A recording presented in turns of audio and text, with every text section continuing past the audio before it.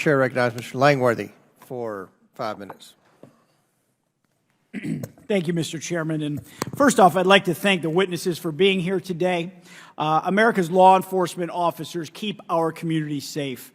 However, even in the face of a steep rise in crime throughout the city, the D.C. Council has made it impossible for the Metropolitan Police Department to adequately fulfill its duties to serve and protect. Mr. Pemberton, organizations for police officers overwhelmingly opposed the revised Criminal Code Act and supported our resolution of disapproval, including the D.C. Police Union, the National Fraternal Order of Police, the National Association of Police Organizations, and the Federal Law Enforcement Officers Association. Did the D.C. Council consult with any of these groups before passing the revised criminal code? No, as far as I'm aware, there was no sworn police officers that were involved in the rewrite of the criminal code. Why do you think that the council failed to consult with these groups? Like they do in most of their legislation, I don't think they want police officer involvement, or they don't want to hear police officers' perspectives in exactly how these policies are going to unfold on the ground. The proposed D.C. crime bill would have lowered penalties for a number of crimes, including carjackings, which have seen a steep rise in recent years. Do you believe that the D.C. Council was considering how this crime bill impacts the day-to-day work of D.C. police officers or potentially strains D.C. police resources? No, quite the opposite. I'm pretty sure that if they realized that it was going to impede police officers or reduce police officers or drive police officers out of the department, I think they would have been pleased with that information. The D.C. Council has voted to cut funding for the D.C. police in the past. In 2020, the council and Mayor Bowser publicly disagreed over the council's plan to cut $15 million in police funding, a move the mayor suggested would harm public safety. Mr. Pemberton, as a professional police officer, what effect does a $15 million cut have on police and public safety in general?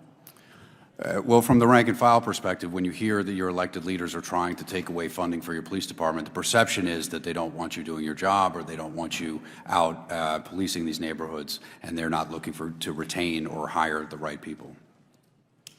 Have you noticed a problem in retention within the Metropolitan Police Department? Yes, we've lost almost 1,200 officers in the past 3 years. Now, where have the officers gone that have left the force?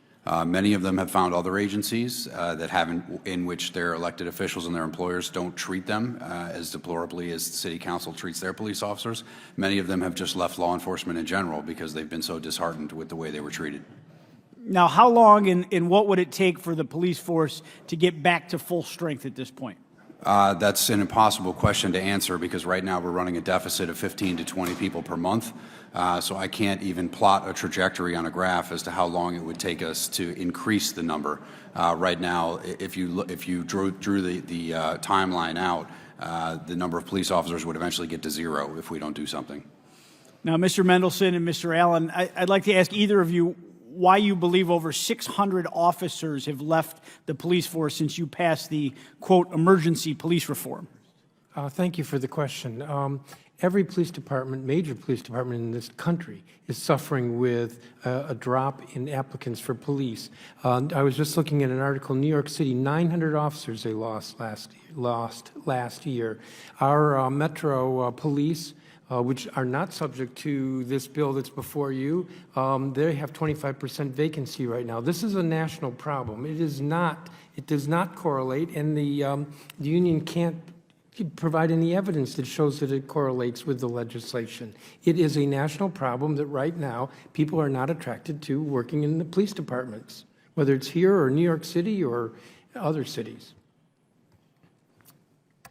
Thank you, Congressman. I'll echo that what we are seeing across the entire country, police work is incredibly hard. It's incredibly hard work. It's also incredibly hard to recruit a lot of folks into it. In the district, part of what I helped move forward are signing bonuses, which a lot of other jurisdictions have done around the country. We've passed legislation to protect our officers if they're injured in the line of duty. We have found ways, which I think is the most important, is to try to help grow our own. Right now, only about 18% of our police force actually live in the District of Columbia. So we have housing incentives and other ways to help them be able to call DC home. But our biggest tool is actually our MPD Cadet Academy.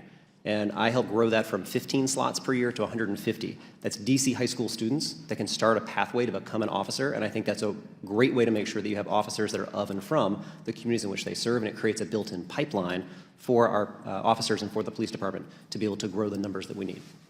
This is one of the great cities of the world. It deserves to be safe. Its citizens deserve to be safe. Its visitors deserve to be safe. Our staff members, you know, we saw what happened to Senator Paul's staff this week. If I had a member of my own staff here on Capitol Hill jumped while I was trying to pump gas. I mean, these can be life or death situations, and we invite the world to visit us here in our great nation's capital, and we deserve our police officers deserve to be supported. The most three dangerous words that have ever been uttered are defund the police. And this culture needs to stop. So I yield back, Mr. Chairman.